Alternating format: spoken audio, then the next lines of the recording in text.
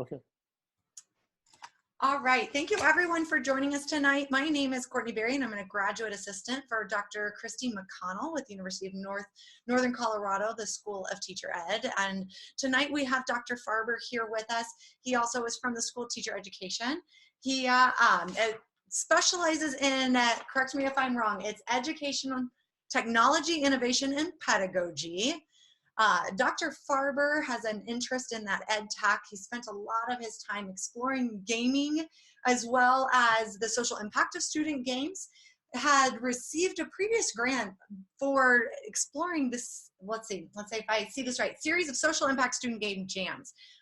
Very interesting that you, Dr. Farber's been invited to the White House, been interviewed about the games by NPR, Fox News Radio, USA Today, and the Wall Street Journal, is an Edutopia blogger, a certified brain pop educator, and is also in the iCivics Educator Network. And Dr. Farber's research interests are at the intersection of connected learning and teacher education, learning technologies, and game-based learning. He ponders how educators use games in their classrooms to give students agency while also teaching skills of empathy, systems thinking, and design thinking. And I would say Dr. Farber is a published author, has, I believe, a book out there or still in press around game-based learning in action. A lot of articles that are very interesting and kind of help to bring all this together. We want to invite you to follow Dr. Farber at Matthew Farber for Twitter, as well as on his website, matthewfarber.com. So Dr. Farber, thanks so much for joining us. Sure. Happy to be here. And we'll turn it over to you. Oh, okay. Let's see.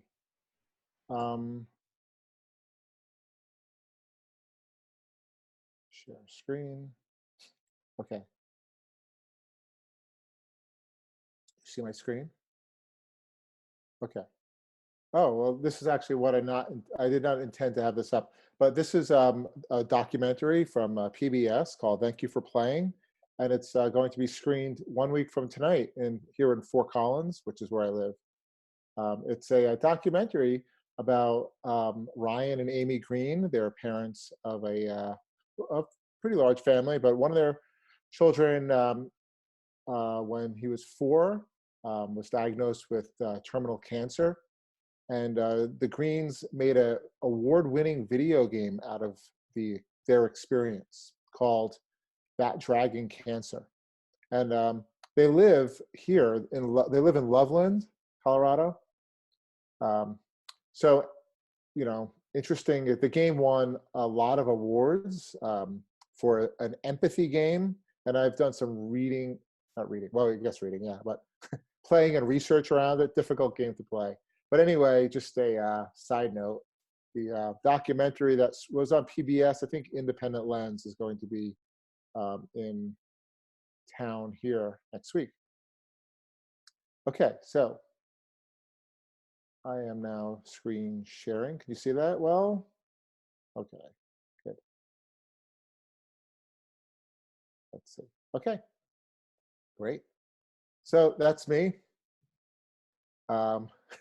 That's my university email, of course, and I'm in the Technology, Innovation, and Pedagogy department, which might sound confusing, but the innovation part is part of ed tech these days. So it's really how we can be innovative with educational technologies as well as pedagogy, like how we teach with it. So in other words, I have no idea how to hook up a printer or smartboard without peppering my language with lots of bad words, you know. But I do know how to take technology and apply it to drive learning. At least I hope so. Okay, so as mentioned, I work with a lot of different organizations. One of note is Edutopia, which is a George Lucas Education Foundation. Perhaps you follow it on social media. They have like over 1 million, I think like 1.1 million followers on Twitter and Facebook. So I write for them. I'm contracted to write for them. And it's about best practices, like what works in classrooms. So I write about mostly literacy as well as game-based learning and social emotional learning. I do work with UNESCO, the Mahatma Gandhi Institute for Education for Peace and Sustainable Development, which you'll see in my slides. Today, right now, earlier today, in Paris is the UNESCO General Conference, and some of the curriculum I'll share a little bit later. that I co-authored was presented today in Paris at the UNESCO conference. And connected learning, which is this concept of principles that are elements of connected learning, comes from Mimi Ito's lab in UC Irvine, and the conference goes between UC Irvine and MIT's Media Lab, and I'm a frequent collaborator in that community also. Basically, we think about how learning occurs in out-of-school locations like the internet, YouTube, fan fiction communities, gaming communities, libraries, museums, and how we can bring those interests into the classroom. So that's where I'm at. As mentioned, all these books are actually out. So Gamify Your Classroom, that's in its second edition, and that came out last year. Game-Based Learning in Action is a book that came out December of last year or the year before. I don't remember. I should know. But anyway, that's my newest book that was adapted from my dissertation. So there's another thought committee-wise. I was able to, I guess, there it is, right? To take dissertation work and publish it as a book. And that's basically the intersection of really good teaching and really good games and what that looks like in the classroom. James Paul G, I don't know if hard to get feedback with a webinar basically, but James Paul G is well known for socio linguistics, right? And he applied that to how we learn through semiotic domains of video games. He's always been a mentor and supporter of my work, and he wrote the foreword because this book is actually about an affinity group of teachers and how they share game-based learning. And he actually coined the phrase affinity space and affinity groups. And the book in the middle came out this morning. So happy birthday to my latest book. That's an edited collection of academic articles and chapters. So peer-reviewed articles by all different authors across the field of games and learning, including Age of Learning. They have a new platform. They make abcmouse.com. They have one for middle and high school kids. So even they have an article in there. So games and learning has taken me around the world a bit. So I don't know. I've been to Dubai and to India, and I go to India every December to speak at, these are both UNESCO conferences also. And MIT, that's down there in the corner. That's actually, if anybody's used Scratch in the school, Scratch coding, they're part of my community too. So Mitch Resnick and Scratch coding. So yeah, so my journey, literally being journey, started here when I was a middle school social studies teacher. I taught civics, and this thing came around called iCivics. It was originally called Our Courts. This is from Sandra Day O'Connor, the first female justice on the Supreme Court. And when she retired, she started iCivics because she felt that civics was not taught enough in classrooms. She connected with James Paul G, who I just mentioned, and he connected her to Filament Games in the University of Wisconsin-Madison. They're like not part of the university, but they're right there. And they created a suite of games. This is actually used in 50% of all classrooms. This is like the gateway drug for me in game-based learning. And Sandra Day O'Connor herself has said that her greatest legacy is iCivics, not being the first female Supreme Court justice, but iCivics, because it had such a tremendous impact on kids. And that's because these games are just great. Like this is Do I Have a Right right here? And you learn about the Bill of Rights through running a law firm. And kids would play it and go home and play it again. I'm on the iCivics Educator Network still. I still collaborate and advise and speak at conferences with the team at iCivics. Except not all games are iCivics. Most educational games are terrible. This is SimCity EDU. So we beta tested this in a classroom in 2013. This is from Glass Lab Games, which stood for Games, Learning, and Assessment Lab. But the problem is it expects too much of games to be like the silver bullet. These are my students. Well, they were. This is Education Week, which is a pretty well-read journal, or I don't know what it is, blog, magazine. So these are my students looking really excited about SimCity, right? They're learning systems thinking. So the better you play at the game, you're assessed using evidence-centered design, which is the psychometric telemetry. It's basically a game-based assessment. So the better you do in the game, you get reported back on this dashboard. But as with many things, the expectation did not meet reality. The issue is games like that are teaching machines. These are things that we were warned about, but also promised, particularly from Skinner. So this is B.F. Skinner's teaching machine, going back to like 1953.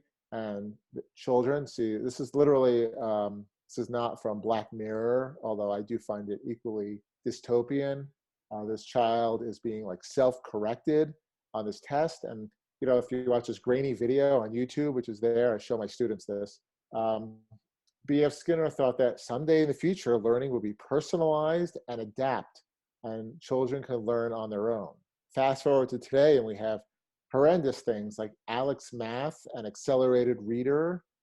These are things that can really turn students off to learning, because learning should be fun and self-driven. So my work is around Seymour Papert's work. So he wrote in 1980, and he actually had this quote earlier as a rebuke to teaching machines. He wrote a book called The Children's Machine. And in The Children's Machine, you know, he said that Skinner is wrong, that children don't get programmed by the computer. Children learn by creating programs on a computer.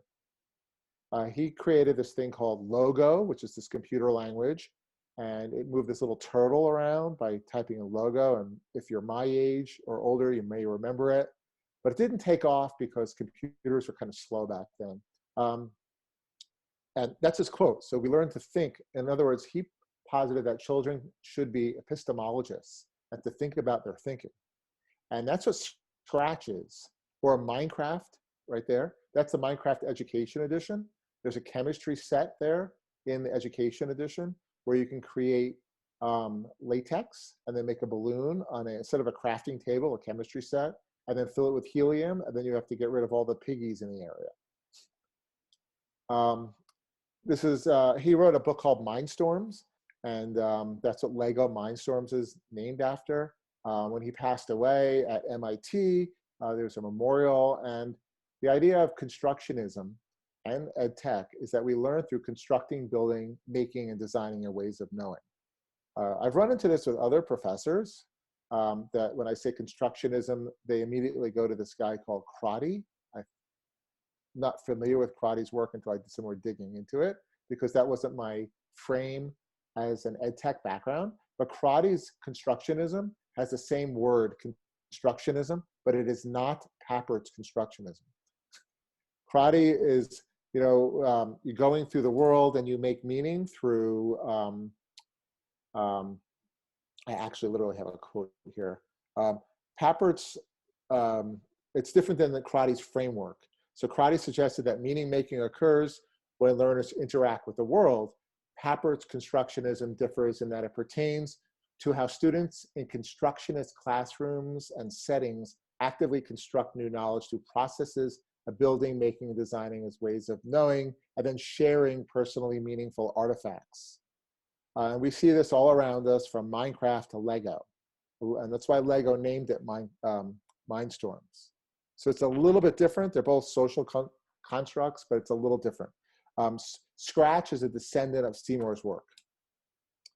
Okay. Yasmin Kafai, who's another colleague and friend, and Mitch Resnick, who runs Scratch Lab. This is one of their quotes of it. So it doesn't have to be educational technology. So it's an interesting thing. I'm in the program of educational technology, but First of all, video games, I don't consider educational technology for reasons I'll get into. And I can be a little soapboxy on this, by the way, so sorry, not sorry. But learners this is what they want to do. So it doesn't have to be a program, computer program. It could be a poem or a sandcastle. Anything that you can create, reflect upon. Reflection's important because that's how we think about our thinking.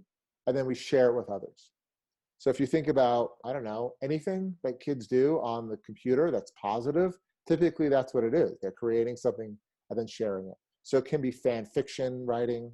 It can be podcasting. It can be blogging. It can be game creation. And, you know, it seems very, I don't know, academic, except it's not.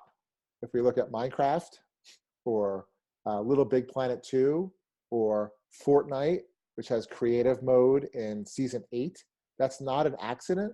That's designing for Papert.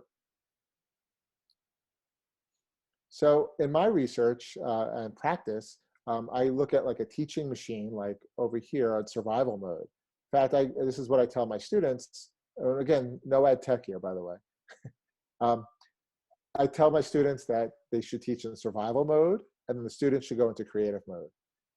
Papert's constructionism is what undergirds project-based learning. So if you look at pblworks.org, which is used at, I don't know, Billy Martinez School in Greeley, that's the, and I do a lot of work with PBL Works also. That's the difference. That's where game-based learning becomes project-based learning.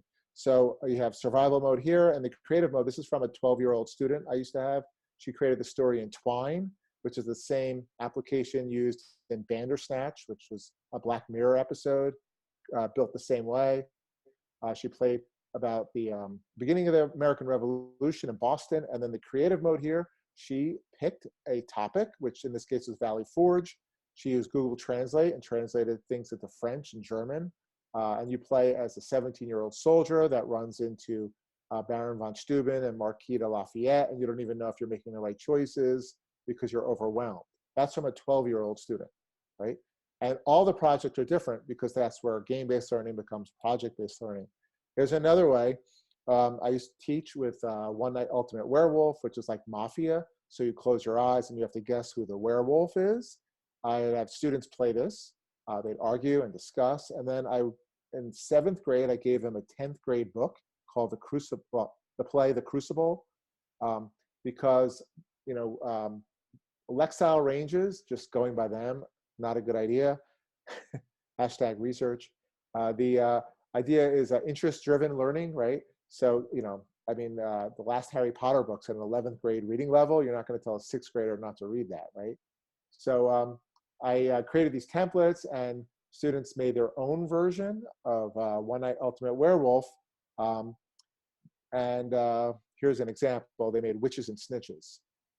And, you know, they had to think through the systems, and they had to do design thinking and user testing and play testing. What would Thomas Putnam do? Who would open their eyes first, right? Some of them added different rules, like a judge to argue versus. This photo here is taken in June. So when the books were all collected and the school year was done, the students said, hey, can we play our witch werewolf game again? So suffice to say that will never, ever happen with a worksheet. Okay, so my current research, that's kind of like where I come from, like teaching practice. This is research that we finished. Dr. Williams, who is now at another university, but we're still writing this up because we collected all this research, and we did show it. I showed it at AERA last spring and at Connected Learning as well with Dr. Williams. Interest, relationships, and opportunities, that's what connected learning is. So when you think of things that kids like to do, from fan fiction writing to, oh, not just kids, by the way, knitting. I don't know if you like knitting, right? That's a community. And we think about how we learn. The framework comes from Mimi Ito. It's called Hamago, which is hanging out, messing around, and geeking out, which came out already 10 years ago. And that means, you know, like if you want to learn photography, you hang out with photographers, right? Or you go on Instagram, follow cool photographers. and then you mess around, right? And then you share your work and you get feedback, and then you geek out, right? So we looked at the Global Minecraft Mentor Program, and that consisted of hundreds of teachers around the world. And we took an interpretivist, can't speak, that's a tough word, right? Interpretivist approach. We had semi-structured interviews. We had access through Microsoft. Microsoft was super helpful and agreeable for this. We had participants from around the world, and we had some interesting findings. Our findings from, again, myself and Dr. Williams was that the community of practice, I guess I should mention this since this is a doc talk about my work, it's not just really educational technology, but communities of practice. So we looked at how teachers work and how they're actual practitioners. And what happened is there were too many expert practitioners. So Microsoft had them in like cohort 1. And they were really good, but they were almost like, the people that work in record stores that have a really like stuck out taste on music, and they're like, oh, you can't do that, right? And then of course, Microsoft's a large company, right? So they have to let in more teachers. I mean, if a school in, I don't know, let's say North Carolina has 20,000 licenses to Education Edition, you're not going to let in the ed tech coordinator to be a Minecraft mentor. So there was a bit of friction there and growing pains, but actually the findings we are still writing up, but it's quite interesting to see how the interactions are, particularly in this particular cohort. A lot of them said it transformed their approach to teaching. Students become creators, not just consumers, but the community grew too quickly. Since then, they changed. So Minecraft's community as a rolling program, not a cohort program. So it's interesting, how these ambassadorship programs kind of progress. This is Global Game Jam Next. It's another initiative I'm in. Global Game Jam has been around for, I think, 11 years. It's about making games, of course. Global Game Jam Next is the version for young creators aged 12 to 17. We just finished our second one this summer. So kids make games based on a common theme over a month to inspire children to be creative and confident. Last year we had, July last year, it's like 4 months ago, 750 youth participated. The theme was inconvenient superpowers. Agnes Larson, senior game designer at Mojang, which is the creator of Minecraft. She was our keynote speaker. There were 34 sites in 19 countries. And then this is the curriculum we built. I was on a Zoom call earlier today again, and it was about this upcoming year's Global Game Jam Next. We're looking to coordinate with other organizations, possibly do this in all the Microsoft stores around the world too. So more on the horizon there and more research on that as well. So, of course, research here, right? So we have learning outcomes, and this is what we were looking for in making games. It was not a competition. We're not looking to see who makes the best game. Here are some participants in Mexico. And there it is. So we had some really interesting findings here. And when you make a game, you learn design thinking and you learn skills such as systems thinking. I'm getting a 9-minute warning here. Okay. We wrote this up. So we won an award. I got the same warning, Dr. Farber. And so Yeah. it must be something tied to the UNC account, or maybe my account as a GA. But please, if we end, we'll do a part 2 and we can post them together because there's a lot of great information here. Oh, okay. Okay. It should be unlimited if it's UNC's, but I don't know about your account. Yeah, I'm wondering if as a GA, it's limiting me for some reason. So we can post a part 2 and keep going. Okay. Yeah, no worries. Yeah, so this is the International Conference on Game Jams, which takes place before the Game Developer Conference in San Francisco every year. So we actually won an award for this paper. Um, oh yeah, Kevin Miklosh over there, he's the VP of Data and Assessment at BrainPop. BrainPop's used in, I think, 40% of all schools in America. And I'm a certified BrainPop educator also, and I do a lot of projects with BrainPop in the classroom. And yeah, so we're looking to scale up Global Game Jam next more. Yeah, so this is another peer-reviewed paper. This is from UNESCO. I co-authored this with Karen Schreier from Marist College.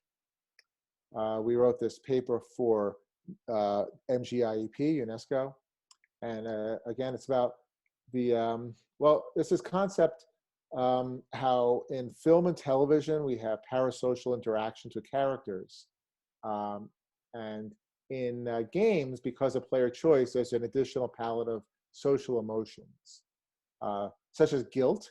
And there's research, I'm not going to say the citations, but research suggests a synergistic effect or link between experiences of feeling guilty and feeling empathy. That's called guilt proneness, which has been positively associated with self-report of empathy and perspective taking. So actually my research and work is on games and learning, but particularly social emotional learning and empathy in social emotional learning and how that interplays with games. Karen and I also have another paper, which is manuscript, which is under review. We did a analysis of the word empathy in databases. Yeah, I mean, there's a lot of empathy. The word's kicked around a lot. You know, cognitive empathy and affective empathy are usually thought of as the two types of empathy: feeling how somebody else feels, thinking how somebody else feels. Has to do with projective imagination, but you know, there's context also. So, you know, cultural empathy, critical empathy, historical empathy, they're not all exactly the same. There's a lot of nuance that kind of gets um, um, thrown around, we'll say, because, people will write a lit review and they may not go deep enough, perhaps, lots of different reasons, right? So here's an example in our paper. There's a research from Yale on this. This is a game called Spent. It's a poverty simulator. It won a lot of awards, and you have to make these choices. And if you make the wrong choices, you fall deeper into poverty. But as it turned out, that this game actually, if you don't believe in meritocracy, like you believe that there's more than just everybody pulling themselves up from the bootstraps, like you believe in social sciences, let's say, right? You tended to actually have less empathy for poor people. This game made people, it backfired in research because it messaged that being poor is a result of making bad decisions.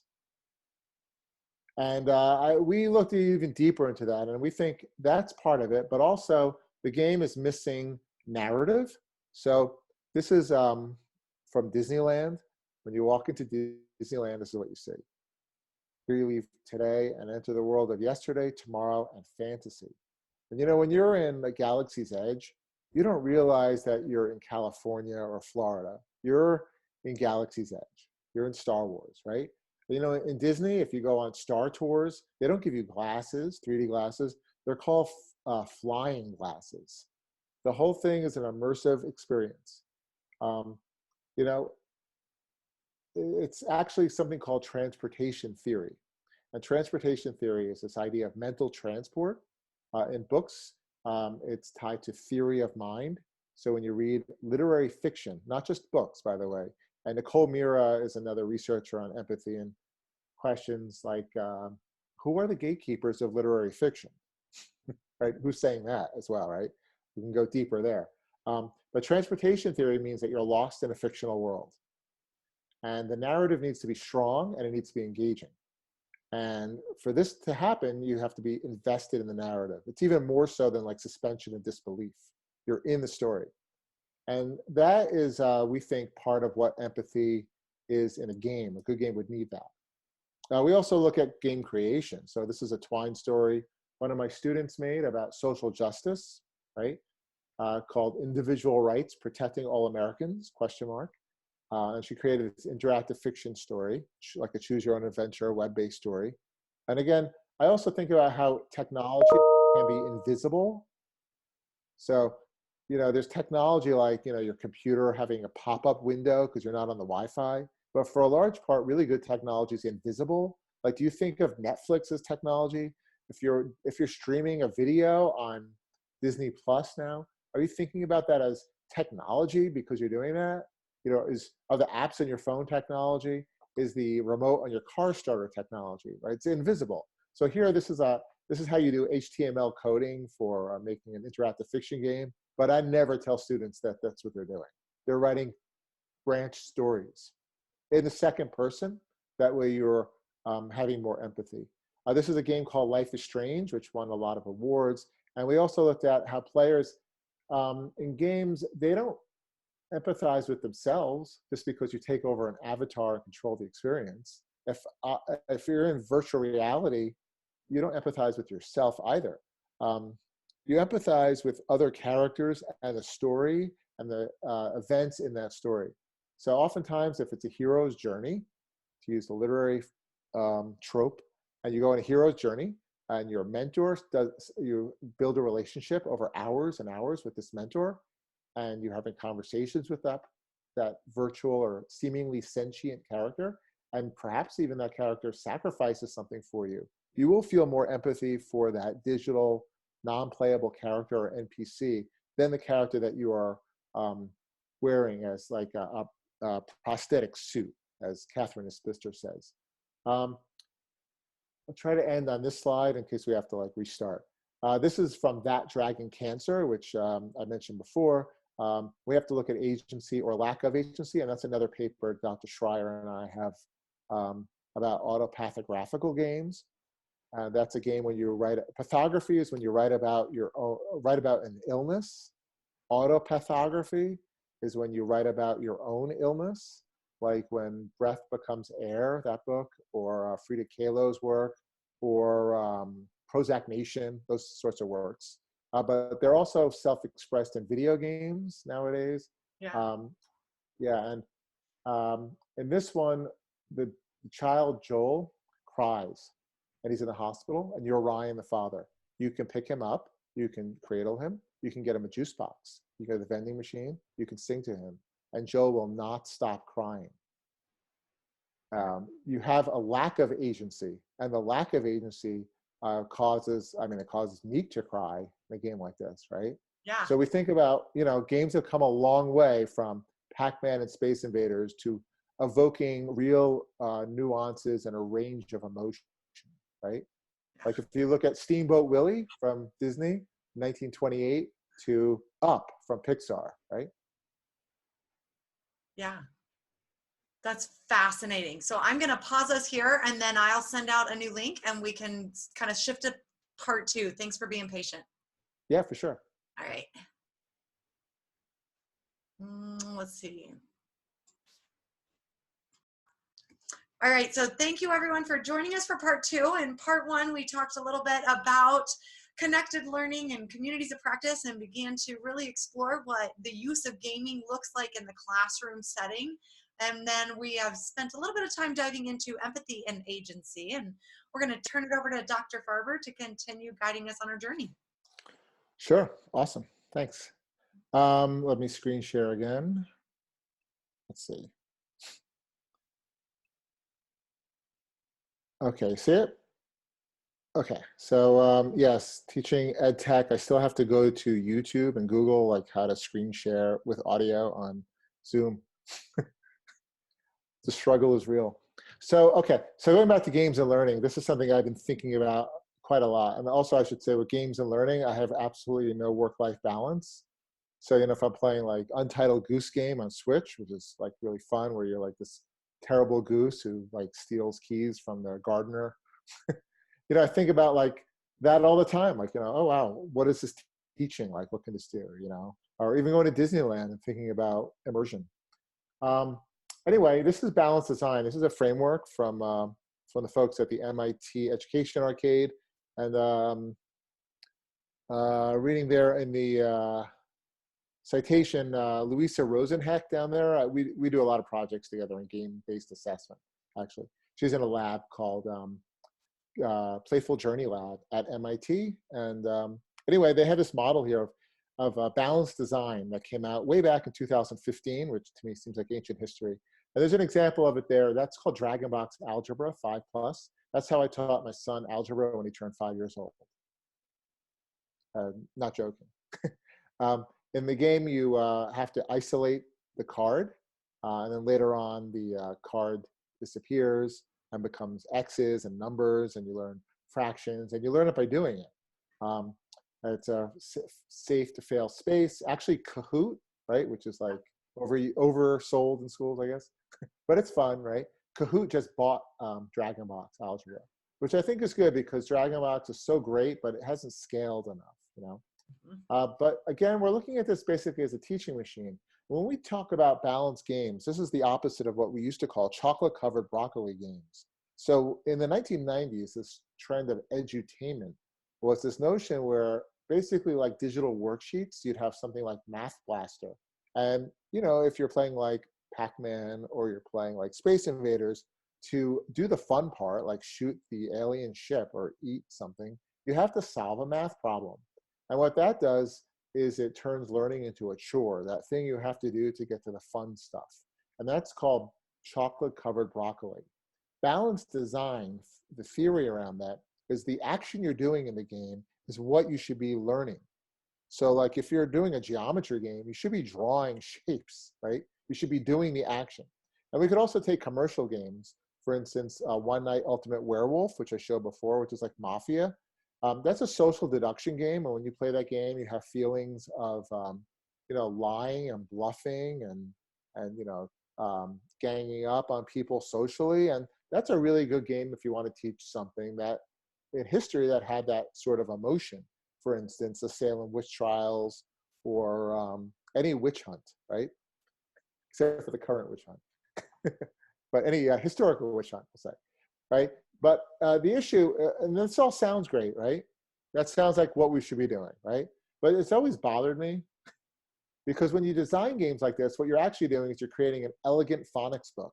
Or what Mitch Resnick says at Scratch is like, you can't teach Scratch just or coding through hour of code, because that's like teaching how to read by only using crossword puzzles. Or you're going to teach only to read by using phonics books. We teach to read by reading and then writing and then reading and then writing, right? That cycle. So I think about that with games too. And balanced design games, they often turn out to be boring, really boring, because they focus on task. They don't focus on what games are actually designed for. For instance, there's a friend of mine, a colleague of mine, he created a game on food webs. And it's a card game, and you build food webs, cards, and there's ice cards, and you put a polar bear on it. You pull an event card, which could be, climate change from oil or gas or whatever, and then the ice melts and the polar bear drowns because you take the cards away. You're learning that, but it's very procedural. It's frankly boring. Don't tell him I said that. Just kidding. So this is a framework from 2004, and this is widely used by game designers. This is why games are just amazing experiences. Everybody plays games, like it's a really high amount, especially with iPhones. The average age of somebody that plays video games is something like 35 or 36 years old. The fastest growing demographic of people that play video games are senior citizens. Just boys and girls play games. They may play different games, but everybody plays games. Okay, it's a really high amount. People play games for sense of social connection, sense of they all sorts of different reasons, right? But I don't want to go off topic here too much, which I can.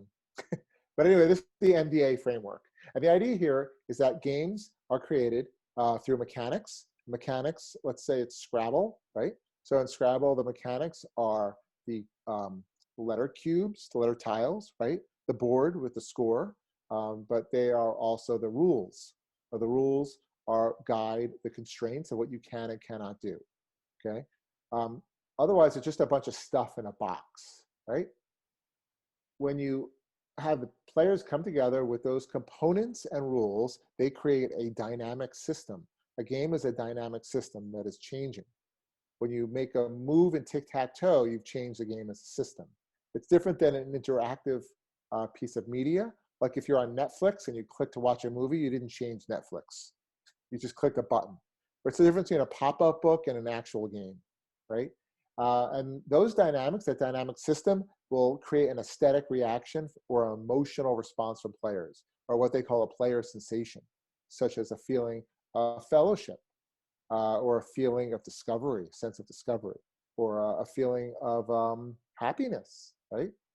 There's a game called, great social emotional learning game called Happy Salmon, great for schools. It's like these cards, right? And they're all different color cards, but they're all the same. You stand in a circle, so get a bunch of people stand in a circle, and they say like fist bump, and you go pick the card, fist bump, and if somebody else says fist bump, you give a fist bump, and you put the card down.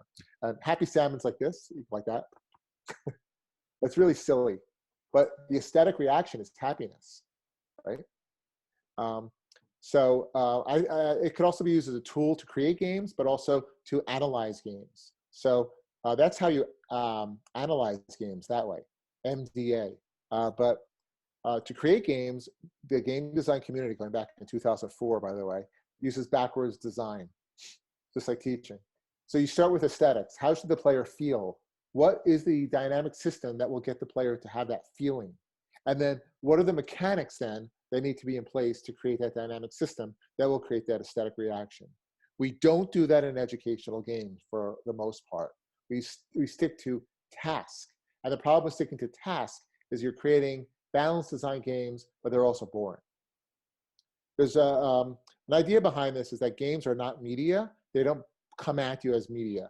Games are defined by the content of their behavior. They're artifacts. They're like these beautiful things. They're like, look at a game like Pandemic, which is a board game, cooperative board game. I use that to teach the Columbian Exchange and how diseases spread. It has an emotion from that system, right? It's otherwise it's just a bunch of stuff in a box, or it's a bunch of computer code. So again, Life is Strange, I mentioned before. This game has caused, people cry when they play this game. You build a relationship, you can turn back time. There's bullying in this game. There's cyber bullying in this game. There's issues of suicide in this game. It's very heavy stuff. And it's won awards. You could play it on your phone also. And this is the paradigm change. A lot of people tend to think that we should have kids play games in the classroom because games are so popular. Everybody plays video games. It's engaging. I think that that's wrong. Kids are playing these games without any context whatsoever. This is a very powerful mode of self-expression and expression in general. And there's no context. How can we expect anybody to have any sort of media or digital literacy without them understanding something like MDA? Like how does this game generate such emotion? So we can look at things like the transformational framework from Shell Games. This is an idea when you design games. How should the player be different after they play the game? Like, it's not enough for a game to teach you reading.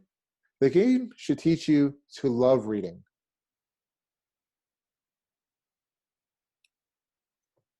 So in practice, I've used some of these games. This is the Migrant Trail. I have a chapter on this that's out tomorrow. Should be out tomorrow. I don't know. That's what I was told by some point this week. But we have 100 games. We have this guide here, and it's by Karen Schreier's the editor, and she's my collaborator in a few papers and such. So NPR was in my classroom when I taught 7th grade, and I used this game called the Migrant Trail. It's like the Oregon Trail, except you're crossing the Sonoran Desert. First you play as migrants, and then you play as Border Patrol. And the students, they said to Shumita Basu at WNYC, their main job is to find remains. So like a 6th grader told her. they're not catching um, migrants. They're finding remains or doing first aid, right? This is surprising to students. And, I had students thank me for having them play this game just to show perspective, right? You can't do that with a book. Books are great. We all need to read books. But you can't exclude a form of media because it's new. We did that for a long time with comic books and graphic novels until Mouse won the Pulitzer Prize, until V for Vendetta, until, Watchmen. And then this became accepted as not just, children's media or something. Games are sophisticated. This isn't Pac-Man, right? Not to hate on Pac-Man. Anyway, I'm doing other research as well. We are going through findings like right now also this week on the effect of Pick-a-Pack in Denver public schools. We have like an N of several thousand in the Denver Public School District. Pick-a-Pack is an online literacy program with 10 core areas around empathy, self-regulation, teamwork. And these are ebooks and a game called My Peekaville. And we are looking at TS Gold data and whole child data. Will Merchant in SRM is going through the ANOVA. I'm a qualitative person, by the way, ethnography. So, but I work well with others. So we're writing this together, the effect of this on the after-school program. One of the things we have here at UNC in our program is a creativity lab. So in the creativity lab, we actually have kids do meaningful things. So this is Game Design Studio. This is a grant from I Thrive Games, which is a foundation, nonprofit foundation. They've been supporting a lot of my work and travel too. And this is Game Design Studio.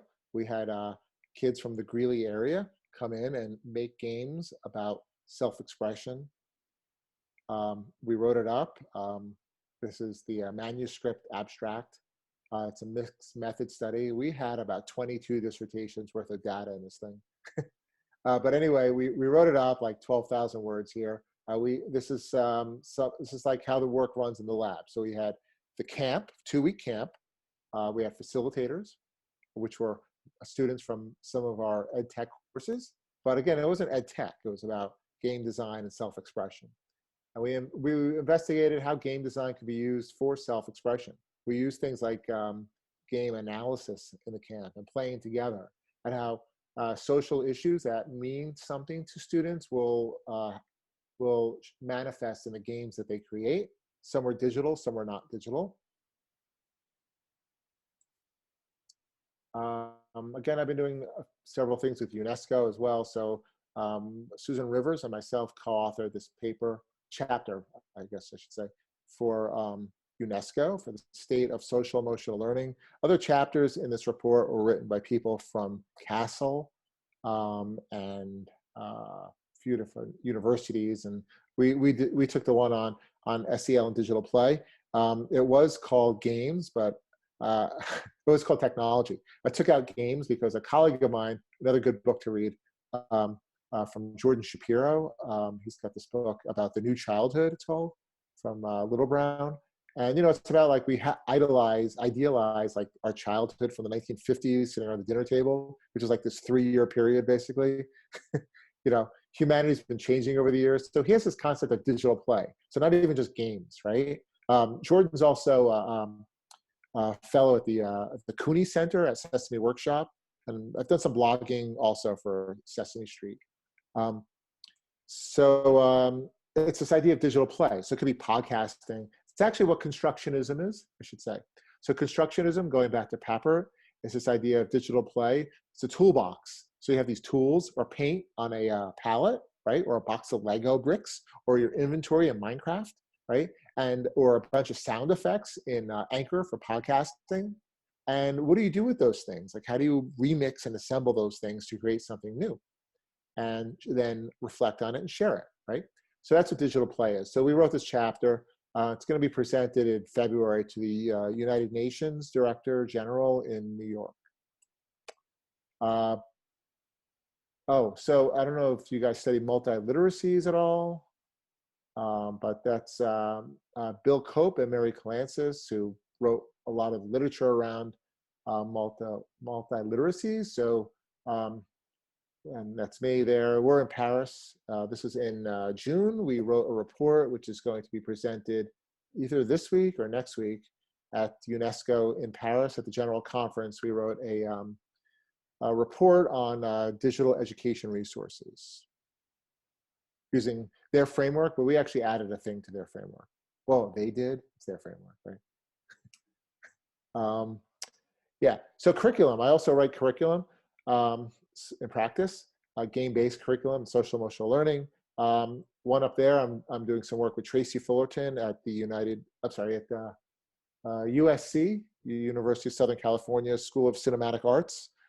She has well, I'm on the grant, but she has an extension grant from the National Endowment of Humanities for Walden, a game, which is Henry David Thoreau's Walden as a video game, as a walking simulator video game, I should say. The voice actor of Walden is, I'm forgetting his name, but he was in John Krakauer book and film where he's like, goes up to Alaska, forget the actor's name, but he's the actor. I mean, it's really immersive, right? Transportation theory. Then also we wrote for I Thrive Games, and this is presented today also, as mentioned, at a roundtable at UNESCO today. I watched the live stream. Museum of Me, it's a social emotional learning unit, which I'll share. And then a curriculum guide there about kids making games. We had a grant in New York about that. But let me show a clip here, because I'm talking too much. This is Walden, a game. So we're writing curriculum around this right now. Thumb up if you can hear this. There's no sound yet. Wait for it. Yes? Okay. Oh, let me pause this for a second. Tracy's actually retrofitting this for our version to stream on Chromebooks because of the realities of school. Also, she did so much research that the graphics and even the birds and sounds you hear are what Thoreau heard, not what you would hear now if you went to Walden. What if we could all go to the woods to live deliberately?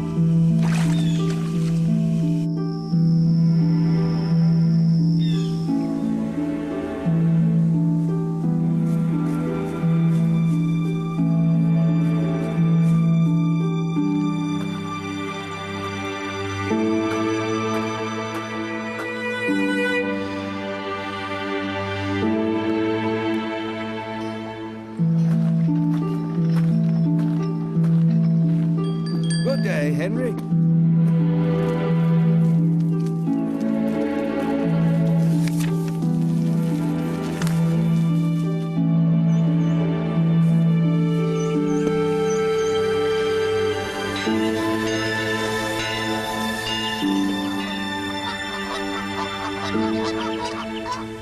Play. Okay, so the idea behind this game actually is you play through 4 seasons, but she's making it shorter because of school constraints, right? But in the game, if you are building too much firewood or chopping firewood, don't build firewood, chop too much firewood, you're not going to do well. The game, you'll become like, there's a metric in the game for that. If you walk around the woods too much, communing with nature, and you don't do enough things to survive, then that balances off. The mechanic here is actually balanced, right? And it's about thinking and observing and reading and those sorts of things. Experiential learning. People have asked Tracy, like, well, wasn't Thoreau against technology? And this is a video game, right? But again, this is invisible technology, right? When if I'm watching a documentary on this on Netflix, is it technology? Aren't books technology? Right? Didn't Socrates say something like that? Like, isn't writing technology, right? So, it's getting away from this idea that we're looking at lines of computer code and that we're really immersed in something. So anyway, one more game here. This is a curriculum we wrote, and it's being piloted. It was just piloted in Georgia. It's being piloted in a couple of more schools called the Museum of Me. Again, we're taking a game and we're using it the same way you would use a book, like, I don't know, To Kill a Mockingbird. Just because you finished To Kill a Mockingbird doesn't mean you understand all the symbolism and narrative and meaning from it. So we designed intentionally constructionist activities that will help help students learn about identity, their own identity, through this game called What Remains of Edith Finch, which was created by one of Tracy Fullerton from Walden Again, one of her MFA students. He had a MFA from Yale and also from USC. We also had this game run through Universal Design for Learning from a consultant from Harvard. So we took this game, What Remains of Edith Finch, which won BAFTA, which is like the highest award you can get. I'm gonna play a trailer, it's pretty short.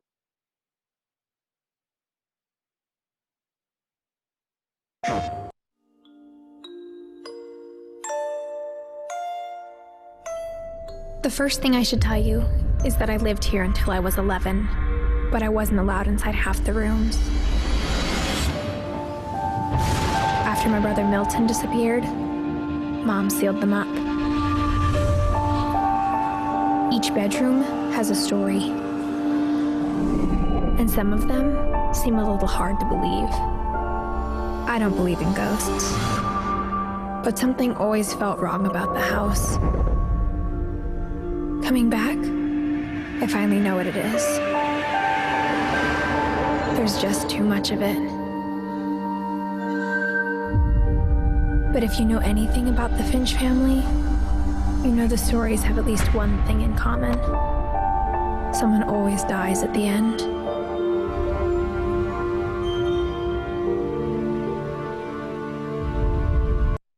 Someone always dies at the end, okay? In fact, they're like birds. It's heavy on symbolism, this game. So they're like birds locked in cages.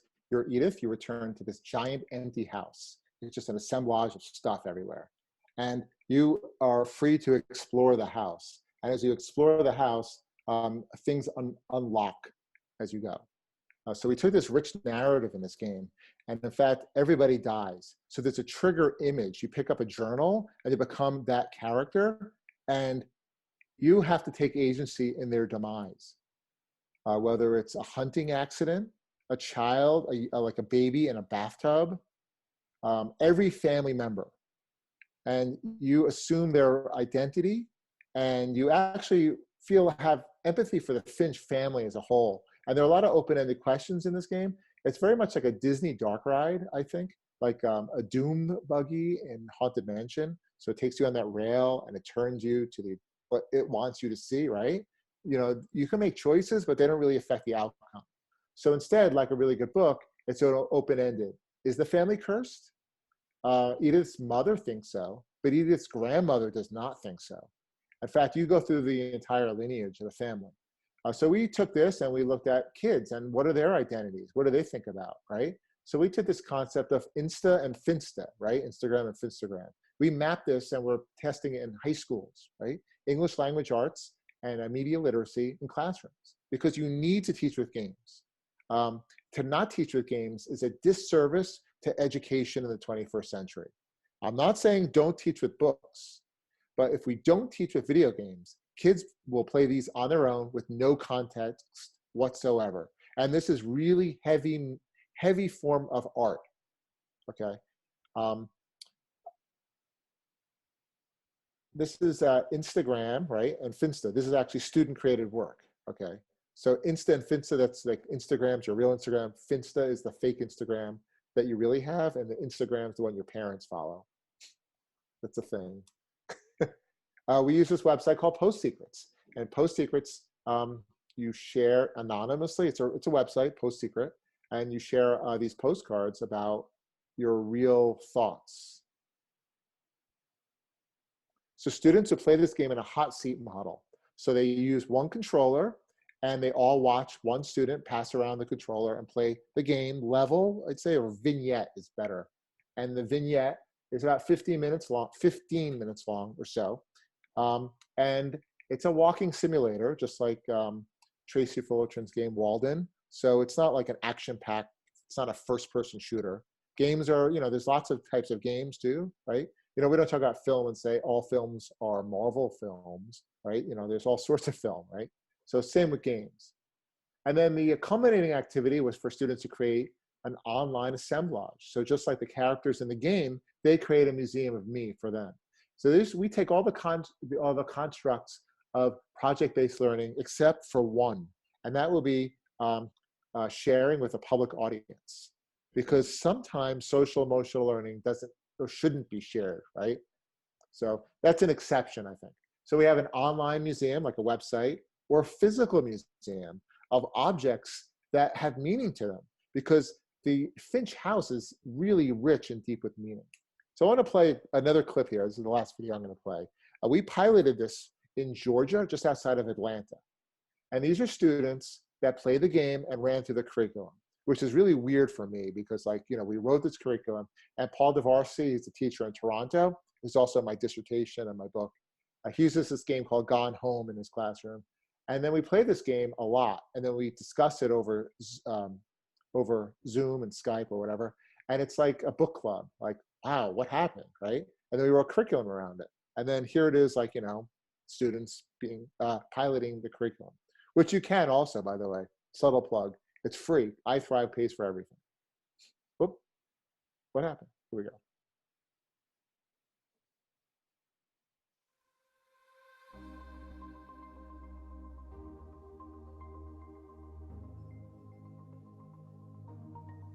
The Museum of Me curriculum does a good job of taking a story or a narrative and marrying it with student interests and the things that are personal to them. What I like most about the gaming experience is how it has a deeper meaning to everyone's stories. Not only are you putting yourself in the mind of a character that you might not have before, but you're going deeper and thinking, what does this person care about? I learned some pretty good valuable lessons about life, how people are different from each other. If there's a character that's going through something, then I use that as a catapult to then guide them through the process of finding that out about themselves. What I learned about myself is I should start journaling more. I already like to write, but ever since we started playing the game, I started journaling again and taking it a little more seriously. We did a project where we put ourselves in the perspective of a couple of characters in the game, and we wrote down on postcards like a secret that they would have shared. A lot of the assignments that we do in the Museum of Me project are different. They're not conventional. I was kind of excited. I mean, you wouldn't think you would play video games in English class. It makes class more enjoyable. I was pretty excited because we're going to be involved with the game itself. It's just overall a lot more captivating than a book would be. I think when you hear video game, you automatically assume it's this one thing. It's funny, when I introduced it, I said, we're playing a video game, and it gets them all excited, but there was a lot of trepidation on my end. I was kind of fearful that students wouldn't like it, maybe some wouldn't understand it, but I loved their transformation and how they were making those connections and going back to the beginning, like, oh, that was based on, oh, that's why they did that. And so you get those aha moments that teachers look for. I'm not a video gamer, but I liked it because there's multiple ways to play the game. There's multiple ways to get information. Each time you do it, you gain more knowledge. The journal that she's writing, she went back to the house too. And this is us playing through and she's discovering those things. If we lived forever, maybe we'd have time to understand things. But as it is, I think the best we can do is try to open our eyes. I've kind of changed the paradigm for video game playing. It's just entertainment. Now they're playing the game, but tethering it to something educationally sound. Video games is like that next step, that next, breaking that fourth wall.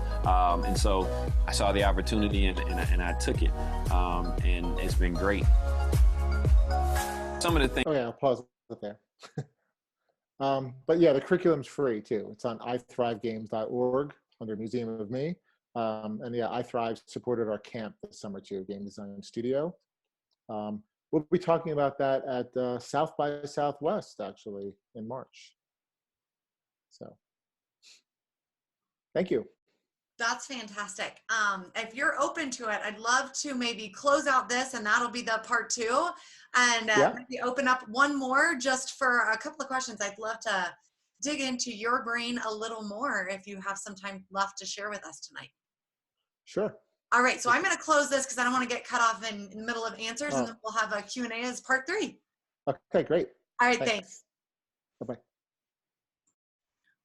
All right, so welcome back for part 3 of our Doc Talk with Dr. Farber. Please take the time to watch our part 1, which dives into a lot of the theory and the background and some of the research that Dr. Farber has done, and then part 2, which really starts to dive into some of the practical application as well as explores social emotional learning through games, and really shows some unique opportunities and some few plugs for how we can use it in the classroom. I know I took a lot of different notes down for things that I'll take back to my own school. So I'm going to kick it off. I think one of my first questions is, because we've got a wide range of audience members that will have access to this, I'm going to ask from kind of the teacher side. We've got some master's level students that will have access to this. And from the teaching side, you did, I thought, a fantastic job of just really emphasizing and highlighting the importance of bringing ed tech into the 21st century classrooms, not as an outcome, but as the tool or vehicle through which we really let students share their learning, the artifacts that they can create. What would be some advice you might have for newer teachers to this field of gaming on what might be some good entry points into their own classrooms? Play games. That No, works. for real. Become practitioners of games. Play games that are not Candyland. Yeah.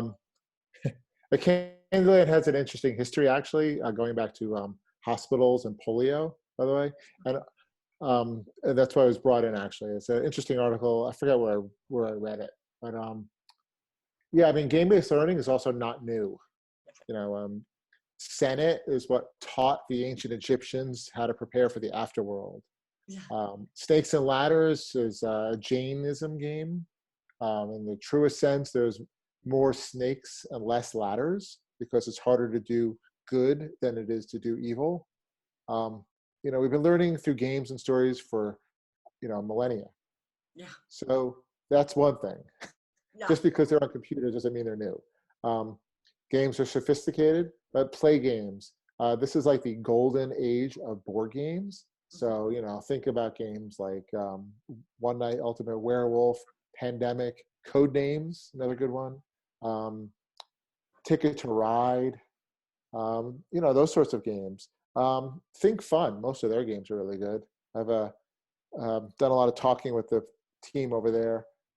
Really good brainy games, puzzle solving games. But think about the emotions. So when you play the games, talk to the other players. How did you feel? Why did you feel this way? You know, Dungeons and Dragons has been Paul DeVarcy, who wrote the curriculum with me on Museum of Me. There's a series of blog posts for Mindshift, KQED, on literacy and Dungeons and Dragons, actually role-playing games.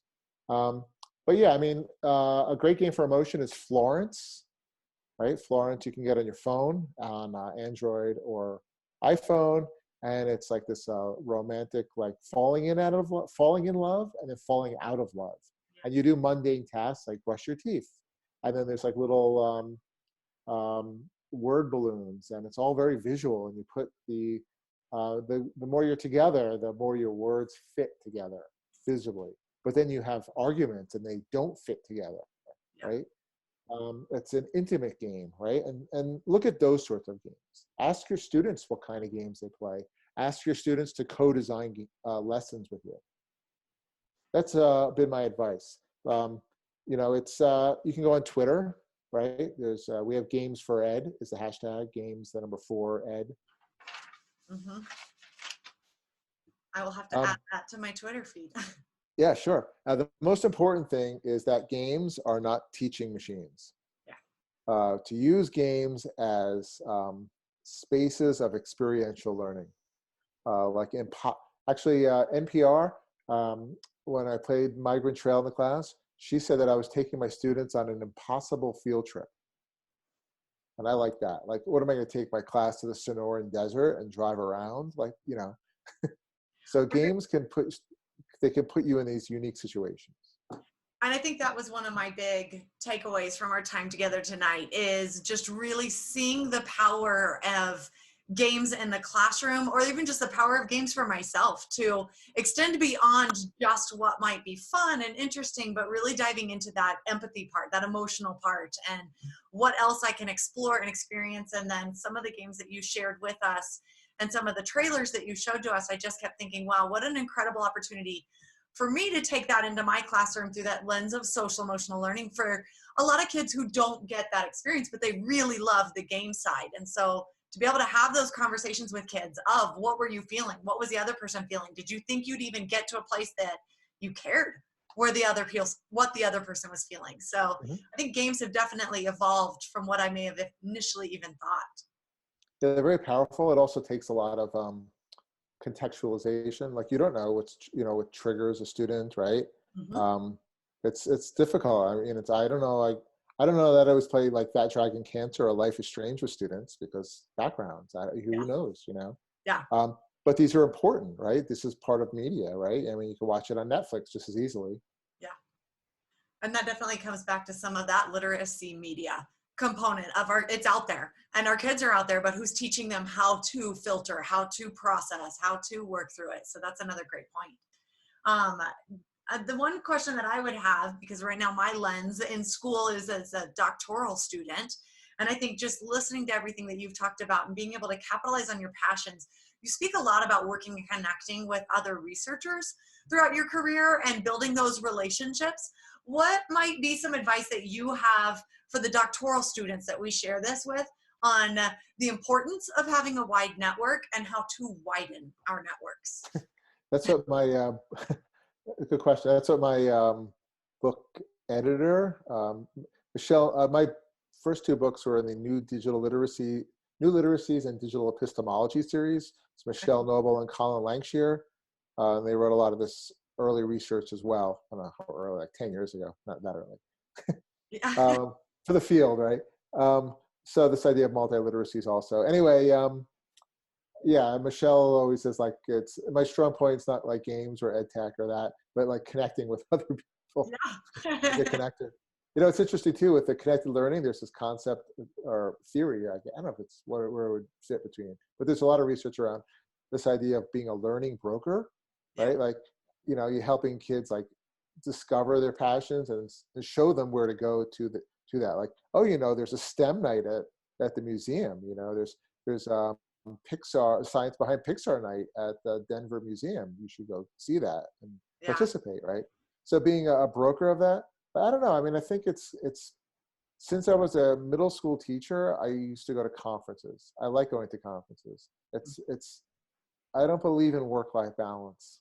I read a blog post about that too, because saying work-life balance means that they're two separate entities, and they're not two separate entities. If you're able to find your passion and follow what that is, right? So, I mean, I like going to conferences where I see my friends, the word colleague and friend is blurred often. I mean, it's kind of weird, like, and awkward for me sometimes at first, like,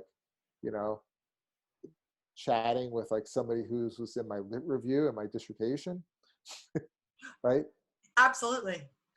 But I think that's one of the pieces of advice I got along the way was, don't hesitate to reach out. When you walk into somewhere and you see an author of someone who's in your lit review that you've spent so much time connecting with them through their writing, go up and introduce themselves. And it sounds like I was told this by a professor at Wharton, actually. I went to a MOOC once on Coursera on gamification, like, I don't know, 8 years ago. And I saw him at a conference and he was like, he said, the good ones don't show their plumage. Everybody's down to earth. And it's true. Like, they're very supportive. Like, I don't know, Yasmin Kafai, right? She worked under Seymour Papert. And Seymour Papert, he learned under Piaget, right? That's the chain of events there. And I mean, she's great. Like, she sends me Facebook messages. I'm running a STEM and children's engineering course this spring, and she sent me her syllabus. Yeah. Don't be afraid to ask, because the good professors are teachers. So during our time, you talked a lot, you kind of brought up new theories and frameworks that I was not necessarily familiar with. And I don't have the extensive experience that obviously you do, or even maybe some of our watchers, viewers, listeners. But one that I do know that came up both in my master's degree is the TPAC. Where does TPAC live within all of this? Is it a separate entity of the ed tech, and kind of what you're talking about? They feel very different. This feels much more evolved to me. You want to hear my TPAC story? Yeah. Okay. I'm like, do I bring up TPAC? I feel like it might be a 4-letter word. No, it's cool. It's cool. So like, I was like, interviewing for like, higher ed positions while I was in middle school, right? I was doing some work with like, I don't know, I was on some grant that we didn't get, but I was, it was another professor in New Jersey, and she was like, when you're interviewing, make sure, you know things like TPAC. Yeah. I'm like, what is TPAC? I already have my doctoral degree at this point. So I asked my dissertation chair, right? And, he was pretty well known in the field too, like in DIY media and podcasting and education going back like a decade. And he's like, oh, I don't teach that. It's just obvious. Oh, well, there we go. I was like, oh, okay, I guess I should know that, right? And I know there are a lot of professors and there's a lot of things about TPAC. And I watched the video. I do a lot of work with like Common Sense Media, Common Sense Education. Yeah. And friends with the head of their education there. Our kids play together. And they have a video on their website, and I just can't make heads or tails of it. Yeah. I will say you made a little bit more sense to me than what I've learned about TPAC and all the frameworks you used. So. Yeah, I just tell students, like, if they're doing constructionism, then they check off all the boxes. If students are following their student choice and voice, they're creating something that's personally meaningful. Like I do Genius Hour, right? I did Genius Hour in middle school. I do Genius Hour now in university. And students are like, wait, we can make a choice. We can pick something, and share it, right? If you're doing all that, I don't know, TPAC, no. I feel like there's a huge difference between a lot of what you talked about today and the practicality, and that it's bringing it together, those big theories, and it's making sense of what we're doing, but it ends with an actual what we're doing and what it looks like, and you can see it. So I appreciated that. Here's another example, instructional design, right? There's theories around that I learned when I got here. Like Addy and drip, water, I don't know. No, I know instructional designers, and the joke is like, are you using that? Is anybody using that? We love models and frameworks, but I don't know. My students, I tell them to teach Minecraft. They should be in survival mode, then they reflect, and then they go in creative mode. And that's really just constructionism. It's just shorthand for that. But if you're doing all that, aren't you also hitting all of those other notes? That's what project-based learning is. But yeah, I know. It kind of rounds it all out. And I think one other question that I would have is just— Sorry to framework bash. Yeah, no, you're fine with that. I'm not attached to it. It's good. It's handy. So is SAMR. Those things are handy, but I don't know. To me, I think really it's all about, can you attach an emotion to something? Yeah. This is the thing here. I'll circle back to this, right? Like my friend Heather Walport Gorin, what's her name? She's in Oregon, I think. She does a lot of work with PBL Works and Edutopia, right? And she's got a video on Corwin she sent me. And it's like this idea of engagement, content, rigor. And that's in research too. I forgot the citation. And that's how learning should be. Engagement first, content, then rigor. And games are like that too. It can't be a balanced design and content first. It has to be the emotion first, then the content, and then the rigor. Yeah. It's focusing on the end user first. Yeah. Exactly. So given your experience, your background, where do you see the future of game design going? Where is the research taking us? In game design? Well, just all, like kind of the game design and bringing that learning. social emotional and the gamification and kind of this whole, it's a big area. Well, okay. So the future is like it usually is. There's always two tensions, like, test-taking regime and like project-based learning, right? Like social emotional learning. Again, Nicole Mira has this really good book, Educating for Empathy, from Teachers College Press. And it's like this, the Castle framework, right? That's the one mostly used. There's very little room for pro-social outcomes in the Castle framework. There's empathy in there, right? But you could also have something called selective empathy. I could have empathy for a terrorist. I'm still checking off that empathy box. Yeah. There's no kindness there. I look at things like from Fred Rogers and the Fred Rogers Center in Pittsburgh, or Tech, which is out of like Chicago, which is early childhood learning, relating to whether or it's called readiness to learn. Like, are you ready to? Are you feel safe? You feel curious? Right? Yeah. The framework comes out of like ASCD and this conference in the 1990s, and it's really about sitting still so you can take tests.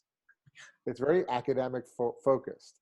It doesn't care about your outcomes, right? And then they just keep adding things to it, like, oh, that's like growth mindset, or that's like mindfulness, buzzword, you know? But there's no other framework, which isn't totally true. If you go to Harvard, there's a project on EASL, which is EASEL something. And there's like hundreds of frameworks. It's frightening. It's a really fractured field. You know, there's like Head Start, right? They have a framework. There's KIP has a framework. There's the Character Lab has a framework. Everybody's got a framework for social emotional learning, which I think is today's version of 21st century learning, because you can map things easily to, and it's everywhere, right? Because Common Core isn't, so it's everywhere, right? You know. Yeah. So I'm a little wary, but I think we should have pro-social outcomes, and I think if we are mindful of what works, right? So I mentioned Yasmin Kafai before. She has a book called Connected Gaming with Quinn Burke, and I wrote a blog post about this for Edutopia, constructionist gaming. So, you know, if we think about why Fortnite is popular or why Minecraft is popular, it's because of this creation and sharing and collaboration part. So that should be in learning in schools, right? Yeah. Yeah. But I'm fearful of teaching machines. I'm fearful of adaptive learning and personalized learning. Yep. That's kind of where my thought went, was we call it personalized learning, but when you said teaching machine, that's right where my head went. So, yeah. Well, you give us a lot of hope in everything that we heard tonight. It was really exciting for me to see it, just a lot of that interconnectedness. Dave, I want to invite you in if you have any last questions for Dr. Farber before we close out. No final questions. Absolutely fascinating. I'm probably going to watch this video a couple of times. But yes, thank you very much. Thank you. And everything's on my website too. Like, I link all my Edutopia posts and Sesame Street and all that stuff. It's MatthewFarber.com. That's perfect. And we'll make sure to post that, as well as your Twitter feed available. Any parting words for our audience? No, but I'm looking to be on more committees, which is great. Yeah. That's fine. Yeah, and more than educational technology. Well, and that's what I would say too, is especially anyone who watches it. And Dave, I know when you kind of chat with your cohort, that was one of the biggest things that I found was when you go to pick your committee, don't look at a person for what their research is. There are so many great professors that are out there, like Dr. Farber, that can just absolutely aid and enhance our research and our thinking. And that's what it's about. It's not necessarily about, am I doing ed tech and are you ed tech? It's connecting with someone who's going to just push our thinking and has that wide range. So, Dr. Farber, I already have my committee. I should say, one more thing I should say. I do like ed tech, by the way, but there is a quote from Steve Jobs that I play for my students from like the 1990s. And Steve Jobs says, a computer is like a bicycle for the mind, which is a little corny, but it is. Like, he compares how a condor is the most efficient at speed. But when a human is on a bicycle, he blows the condor away. And a computer is like a bicycle for the mind. Yeah. So computers and technology can do things from that maybe you can't normally do without that aid, like universal design for learning, or having multimodal literacy in something like ThingLink. And these are really powerful tools, or what Seymour Papert calls powerful ideas. And what we do with these powerful ideas, or what children do with these powerful ideas, that's what makes our jobs interesting. So thank you. Absolutely. Thank you so much for your time tonight. Thank And you. we'll do that shameless plug for reaching out to you for committee work. So, Yeah, for sure. all right. Well, have a great night. Thanks. Thanks again. Yeah, you too.